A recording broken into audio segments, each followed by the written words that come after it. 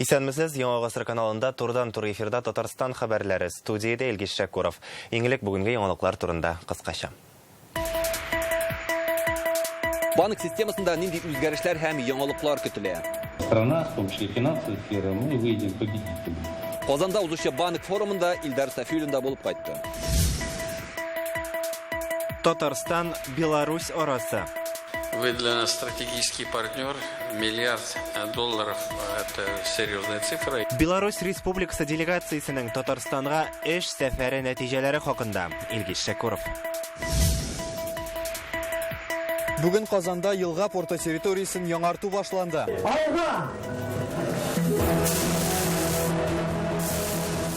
Әлеге җирлектә нинди объектлар төзеләсен, Рузәл Шарипов белеп кайтты. Татарстанның хәрби комиссары Сергей Погодин өлешчә мобилизация турындагы приказга кол куйды. Татарстанда аның ничек оештырылачагы 7 бүлектә аңлатып бирелгән. Республикада даими яшәгән, запаста булган барлык офицер, прапорщик, мичман, сержант, старшина, солдат һәм матрослар мобилизациягә кагылышлы моңа кадәр бирелгән күрсәтмәләре булса, яки повестка алсалар, әлеге документларда күрсәтелгән вакытка һәм адрес буенча барырга кирәк.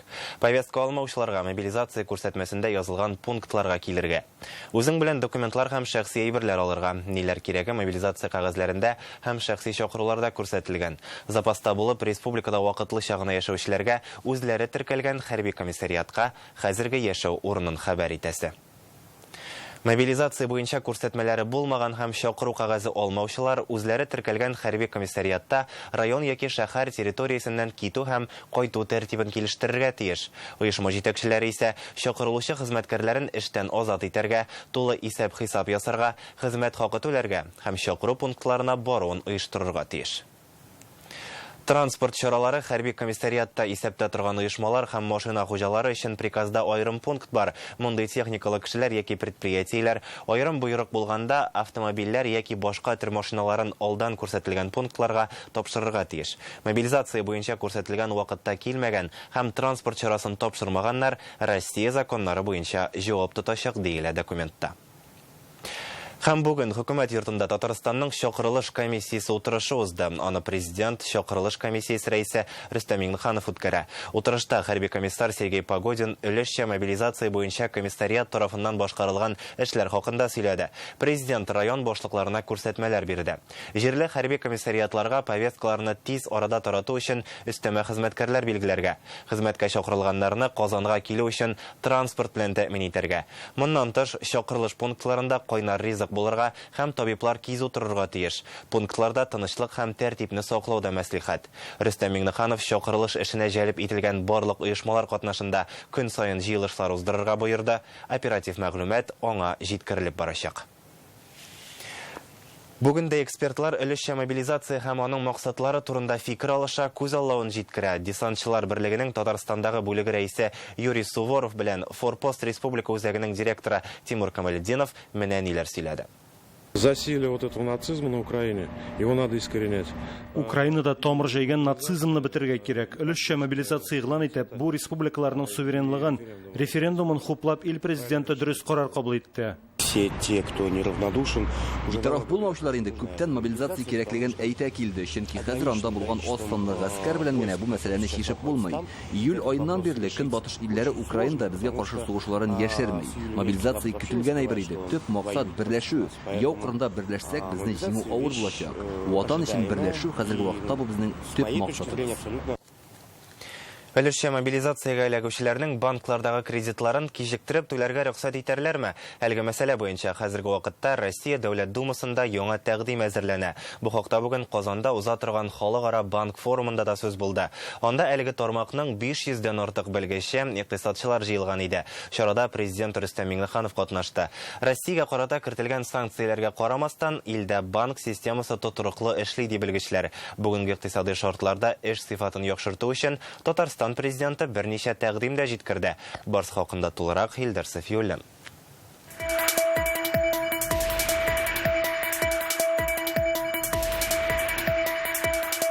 В связи с принятием решения о частичной мобилизации. Форумда беренчеләрдән булып күтәрелгән мәсьәлә өлешчә мобилизациягә эләгүчеләргә кредитларын кичектереп түләү мөмкинлеген булдыру. Бу сорау Дәүләт Думасында да карала. Такая законодательная инициатива уже готовится. Я своим Законга үзгәреш кертү турында тәкъдим карала. Мин үземнең комитеттагы белгечләргә әмер бирдем. Кешеләрне дә кайгыртырга кирәк. Шул ук вакытта финанс оешмалары мәнфәгатен дә истә тотарга. Бәлки дәүләт кредит буенча җаваплылыкны өлешчә яки тулысынча үз өстенә алыр. организация может резко возрасти, и мы должны посмотреть, может быть, частично государство должно, или может быть даже полностью. Банк белгечләре әйтүенчә, бүгенге санкцияләргә карамастан кредит һәм финанс системасы тотрыклы эшләп килә. Бу икътисадта да уңай чагылыш таба. Мисал өчен Татарстанда кредитлар ярдәмендә ипотека базары, авыл хуҗалыгы һәм сәнәгать үсештә. Республикада хәзерге вакытта банкларда 1,8 триллион сум акча бар. Рөстәм Минханов үз чыгышында бу күрсәткечнең үсештә булуын әйтте. Вклады населения порядка 800 миллиардов рублей. Отмечу, что несмотря на текущую ситуацию, они выросли с начала года, текущего года на 6%. Это говорит о доверии граждан к банковской системе. То, что банковская система стабильно работает, показывает результаты работы нашей республики. Вот по промышленности мы не только упали, мы растем 9 с лишним процентов, по валовому продукту тоже у нас рост 5 с лишним процентов. Бүгенге очрашуда банк тармагында эшчәнлекне яхшырту буенча фикерләр яңгырады. Хәзер төп максатларның берсе долларны кулланмыйча халыкара дәрәҗәдәге исәп-хисап системасын булдыру. Нам нужно уходить от этого. У нас есть система передачи финансовых сообщений, аналогичная система. Безгә доллардан баш тартырга кирәк. Үзебезнең системабыз бар бит. Россия белән дустана мөнәсәбәттәге илләр белән берлектә исәп-хисап системасын булдыру зарур. Европа безнең газдан баш тартканнан соң мондый илләр белән товар әйләнеше тагын да артты. Товарооборота приходится на страны дружественные, а в перспективе, с учетом отказа планируемой Западной Европы от российского газа, нефти и угля, эта доля должна вырасти. Россиядә ислам банкингын сынап карарга җыйналар. Моның буенча закон проекты Дәүләт Думасына кертелгән инде. Әлеге система беренчеләрдән булып Татарстан, Башкортстан, Чечня һәм Дагыстанда эшли башларга тиеш. Белгечләр фикеренчә, бу юнәлештә заманча технологияләр куллану мөһим. В ходе дискуссий говорили о необходимости соединения вот этого направления с цифровыми технологиями современными. Без бу мәсьәләдә цифрлы сервисларны киң кулланып, чит илләр белән элемтәне ныгытачакбыз. Ислам банкингы белән кызыксыну зур, бу бик өметле юнәлеш булып санала. Рөстәм Минхановның әлеге тармак үсеше өчен үз тәкъдиме дә бар. Төбәктәге банклар федераль ярдәм программасыннан ешрак файдалана алсын өчен уңай шартлар булдыру кирәк ди ул. Для аккредитации программы льготного кредитования установлены высокие требования. Предлагаю рассмотреть вопрос по снижению порога входа или введению отдельных квот для небольших региональных банков. Это позволит сделать поддержку более эффективной и адресной. Казанда узучы форумда банк системасындагы иминлек икътисадны үстерү юнәлешендә финанслау юллары һәм бүгенге шартларда мошенникларга алданмас өчен халыкның финанс белемен арттыру турында фикер алышалар. Монда җыелган белгечләр һәм банкирлар зур җыелышта катнашудан тыш түгәрәк өстәлләр янына җыелып та тәҗрибә уртаклаша. Форум 24 сентябрьгә кадәр дәвам итәчәк. Илдар Сафиуллин, Вадим Илларионов, Яңа Гасыр каналы. Бүген Беларусь Республикасы делегациясенең Татарстанга эш сәфәре тәмамланды. Безгә алар 2 көнгә килгән иде. Делегацияне Белоруссия премьер-министры Роман Головченко җитәкләде. Әлеге ил вәкилләре стратегик яктан мөһим объектларда булды. Бу яңа IT-парк, инвестиция үсеше агентлыгы, авиация заводы. Татарстан-Беларусь бизнес форумында 2 республика оешмалары арасында килешүләр имзаланды. Хезмәттәшлекне үстерү юллары турында сөйләшү өчен очрашулар да уза. Беларусь Республикасы соңгы 10 елда Татарстанның төп 5 партнеры исемлегендә. Киләчәктә ике арадагы эшлекле мөнәсәбәтләр нинди юнәлештә барачак? Безнең репортаж.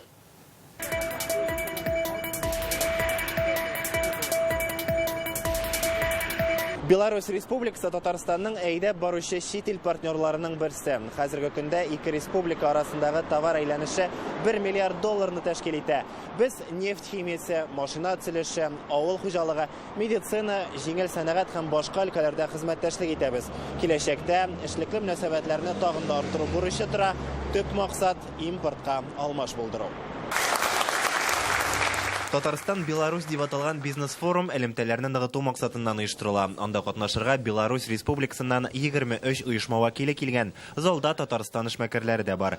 Аларның барсында Рөстәм Миңнеханов сәламли һәм хезмәттәшлекне тагын да киңрәк җәелдерү кирәклеге турында әйтә. Существует значительный потенциал для расширения нашего взаимодействия в торговой, экономической, инновационной и инвестиционных сферах. В непростых международных условиях нужно усиливать кооперацию наших предприятий. Мы производим автомобили, самолеты, вертолеты, суда и другую продукцию. 50% нашей промышленной продукции имеет экспортное направление. Особое внимание в республике уделяем инновационному развитию. Беларусь премьер-министры Татарстанны күптәнге һәм ышанычлы партнерыбыз дип атый. Хезмәттәшлек төрле юнәлешләрдә үсә. Мәсәлән, быел безгә кертелгән Беларусь товарлары 20%-ка арткан. Казан-Минск маршруты буенча авиарейслар кабат оештырыла башлады. Казанда Беларусь Республикасы илчелеге эшләп килә. Күптән түгел бездә Белоруссия көннәре дә узды. Татарстан для Беларуси это особый регион. Татарстан Белоруссия өчен үзенчәлекле төбәк. Сездә җитештерү, фән, технология юнәлешендә мөһим проектлар бар. Безнең хезмәттәшлек итмәгән өлкә юк диярлек. Икътисадларыбыз охшаш. Димәк, мөнәсәбәтләрне тагын да ныгытып була. Мәгълүмати технологияләр һәм IT замананың аерылгысыз бер өлеше. Эшлекле сәфәр Бәшир Рәмиев исемендәге IT паркта дәвам итә. Монда кунакларны Татарстан Дәүләт Советы рәисе Фәрит Мөхәммәтшин озата йөри. Керү юлында ук йөртүчесез идарә итүче трактор тәкъдим иттеләр. Ул Татарстанда безнең галимнәр ярдәме белән җыелган. Делегация IT-парктагы инфраструктураны һәм хезмәт күрсәтү объектларын карады. Бәшир Рәмиев исемендәге үзәк республикадагы 3нче IT-парк. Ул 40 мең кешене эшли итәчәк. Шул исәптән монда Белоруссия резидентларын да көтәләр. Татарстандагы технопарклар, махсус икътисади зоналар һәм ТОСРлар хакында кунакларга инвестиция үсеше агентлыгында сөйлиләр. Аларда инвесторлар өчен ташламалы салымнар булуны ассызыкладылар. Әлеге оешма җитәкчесе Талия Миңнуллина әйткәнчә, республикага елына 645 миллиард сум инвестиция кертелә. Бу эштә безнең республика Россия төбәкләре рейтингында 2нче урында тора. Татарстан белән Беларусь арасындагы хезмәттәшлекне үстерү юллары турында Кремльдә аерым очрашып сөйләштеләр. Ике ил дә яңа икътисади шартларга тиз яраклаша алды. Шуңа да алдагы көннәрдә товар әйләнеше тотрыклы булырга тиеш. Уңышлы хезмәттәшлек урнаштырылган өлкәләрне сакларга, яңаларына нигез салырга кирәк. Мәсәлән, ике як өчендә газ мотор транспорты юнәлеше кызыклы. Это надежнейший партнер нашей страны. Наши руководители постоянно на контакте. Самые люди познаются в сложной ситуации. Мы живем в непростое время, но Белоруссия как была, она также вместе с нами, и мы это видим, и население тоже видит, потому что братский белорусский народ с нами. Вся ситуация подталкивает нас к тому, что мы должны... Хәзерге вазгыять безне тагын да тизрәк эшләргә этәрә. Моңа кадәр күләгәдә калган проектларны тормышка ашырыр вакыт җитте. 2 көнлек эш сәфәренең нәтиҗәләре дә саллы. Бүген Белоруссия һәм Татарстан оешмалары арасында 10 килешү төзелде. Алар 2 миллиард 240 миллион сумга исәпләнә.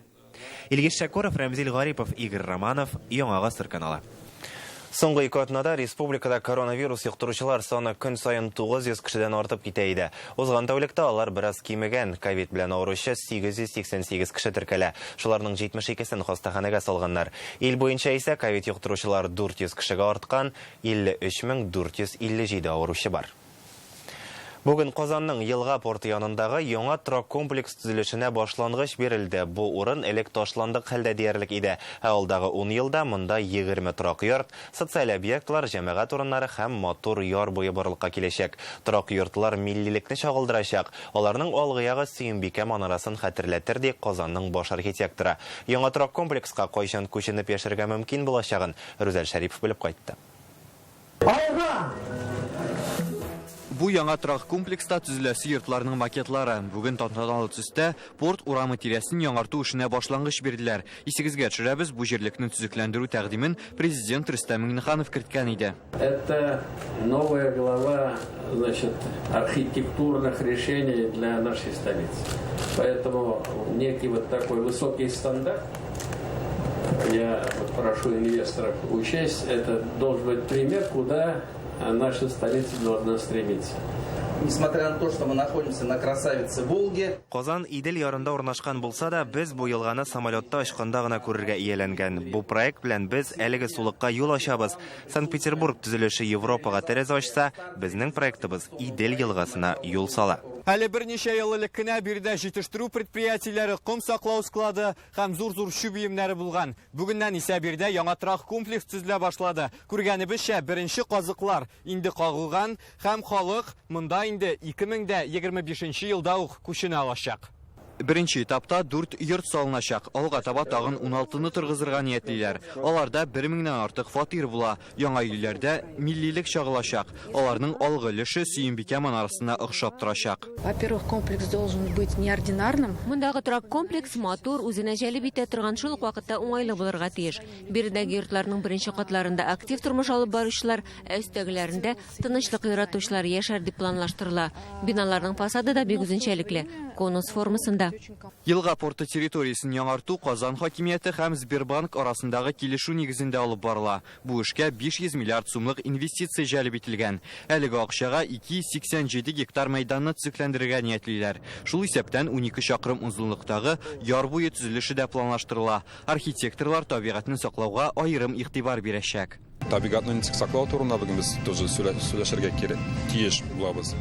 Любой стройкада, любой төзелештә без беренче гәләтәбез, тем более су янында, Идел янында табигатьне без сакларга тиеш. Безнең бегенкәнне националь проект шунда алып барына, муниципальне саклау өчен бик күп акция куела. Әлеге территориядә элеваторда урнашкан. Хәзер ул эшләми, ләкин аны сүтәргә җыенмыйлар. Мондый объектлар башкаларның тарихы ди архитекторлар. Елга порты янындагы яңа торак комплекста 20 балалар бакчасы һәм 3 мәктәп төзеләчәк. Бу объект 10 елдан соң кулланылышка тапшырылырга тиеш. Рүзәл Шарипов, Игорь Романов, Яңа гасыр каналы.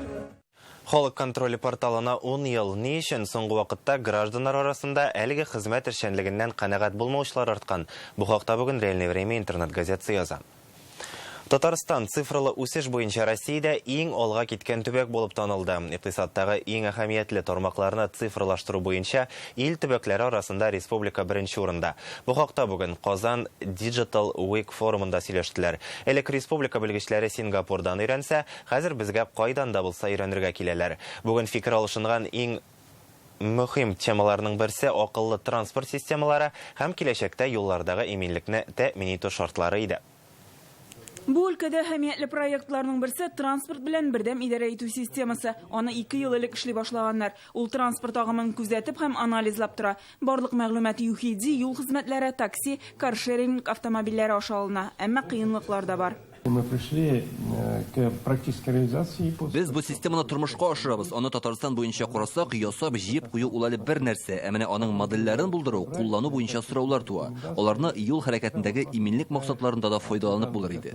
Это дороги муниципальные с ограничением скоростного режима 60 км в час и на... Юлларны ничек куркынычсыз итәргә пилотсыз машиналар кайда йөрәячәк? Бу мәсьәләне Россиянең юл фәнни тикшеренү институты өйрәнә. Россиядә пилотсыз машиналарны сынау полигонының беренчесе бездә Алабуга махсус икътисади зонасында төзеләчәк. Весь набор, какой существует у нас в стране, за рубежом. Онда үзебездә булган һәм гомумән дөньяда кулланыла торган күзәтү камераларын урнаштырачакбыз. Шулай ук тизлекне тикшерүче җайланмалар да куела.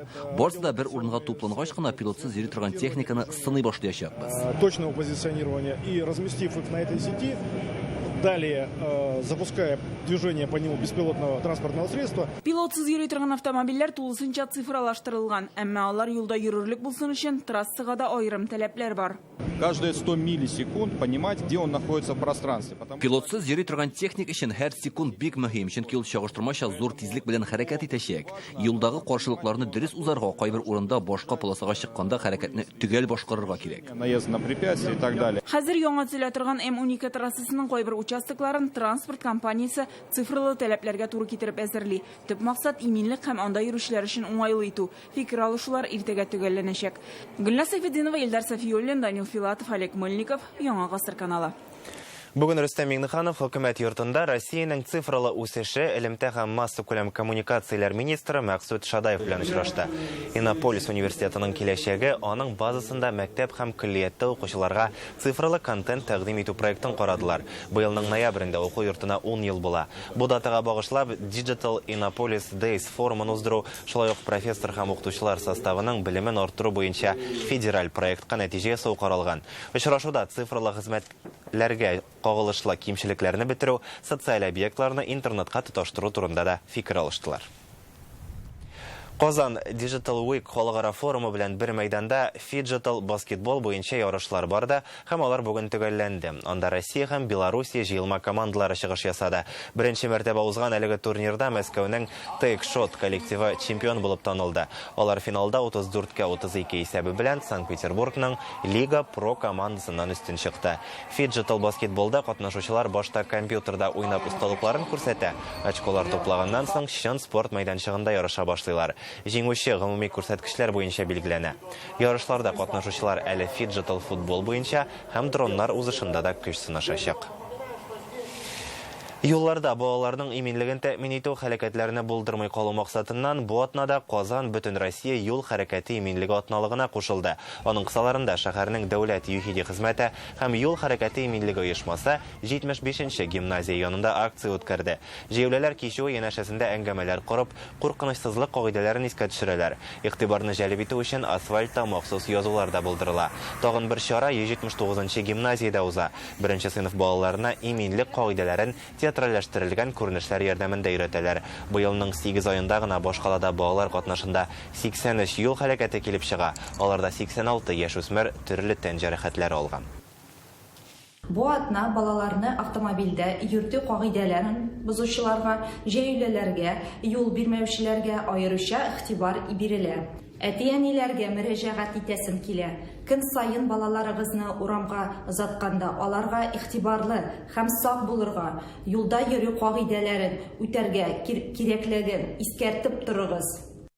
Цифрлаштыру заманында мәдәният өлкәсе нинди үзгәреш кичерә? Мультимедияле контент куллану Россия музейларына йөрүчеләр санын арттырганмы? Бүген бу хакта матбугат очрашуында Третьяков галереясе генераль директоры Зөлфира Трегулова сөйләде.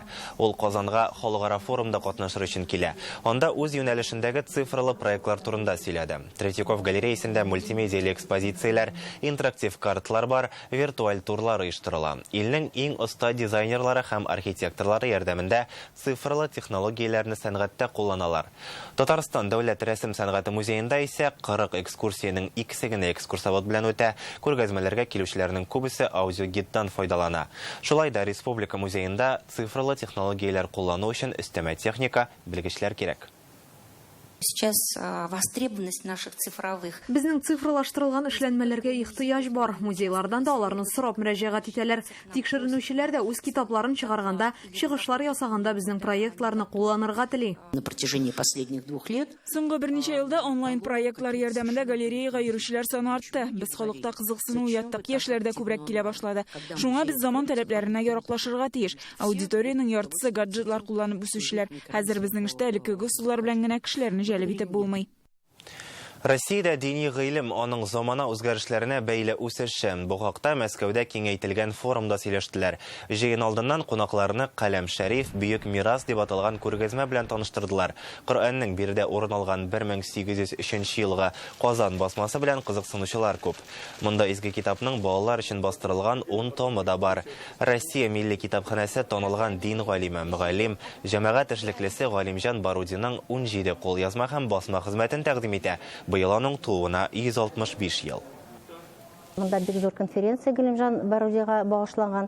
Шуның өчен российский китапханәдән Санкт-Петербургтан без китердек аның китапларын. Ул китапларда бүген кунаклар бар да аның белән танышалар, күрәләр. Менә бик безнең зур галимнәр ул әйберләрне язганнар.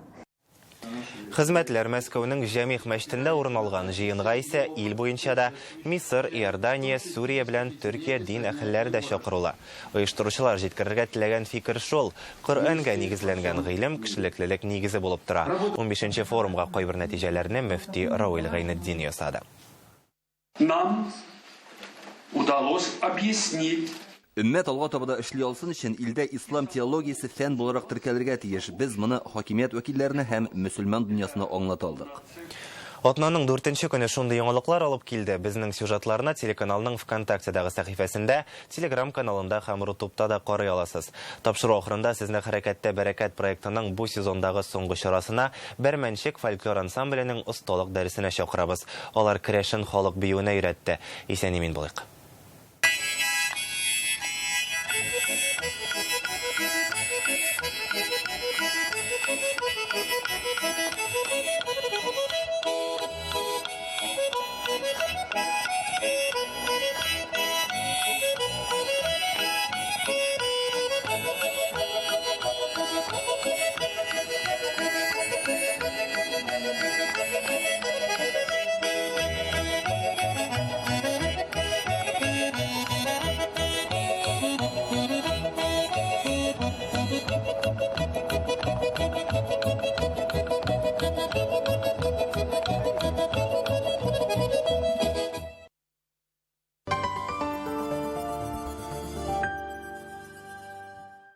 Сбережения не только от слова «беречь», но и приумножать. По программе «Почетный пенсионер» финансовый центр «Открытие» предлагает до 15% годовых на ваши сбережения. Теперь присоединиться к электрическим сетям проще, чем кажется. Зайдите на сайт сетевой компании, авторизуйтесь, подайте заявку на техприсоединение и следите за ее исполнением с мобильного устройства. Сетевая компания с заботой о каждом, с энергией для всех. При первых каплях дождя или хлопьях снега даже незначительные вещи приобретают большое значение. Не обязательно уменьшаться до размера молекул, чтобы понять, сцепление с дорогой уменьшается. Следите за прогнозом. С первыми признаками непогоды будьте внимательны. Снижайте скорость. Купил кэшбэк. Купил кэшбэк. С дебетовой карты МИР Акбарсбанка и с кэшбэком 10% на все этот процесс никогда не остановится. Установите приложение Акбарс онлайн и оформите бесплатную карту. В клинике «Глазная хирургия расческов» мировой стандарт лечения катаракты. Операция – ответственный шаг. Требуется консультация хорошего специалиста. Казанский цирк представляет впервые в Казани цирковой мюзикл «Аладдин». Количество спектаклей ограничено. Лечение катаракты от 18 тысяч рублей. Лазерная коррекция зрения 13 500 рублей. В Республиканской клинической офтальмологической больнице за один день. Только до 15 октября. Только в Казани. Сбермаркет делает доставку продуктов из ваших любимых магазинов бесплатной. Попробуйте. Сбермаркет. Выгода в каждом заказе. Бывают моменты, которые нельзя упускать. Откройте вклад до 1 октября в Акбарсбанке и выиграйте повышенную ставку 20% годовых. Подробнее на akbars.ru. Жилой комплекс «Светлая долина». Квартиры в Казани от 5 миллионов 900 тысяч рублей. Акбарсдом. Дом там, где мы. Срочно нужны деньги? Поможем всем, от студентов до пенсионеров. Оформите заявку в офисе вашего города или на сайте центрофинанс.ру. Телефон 8 931 106 54 91.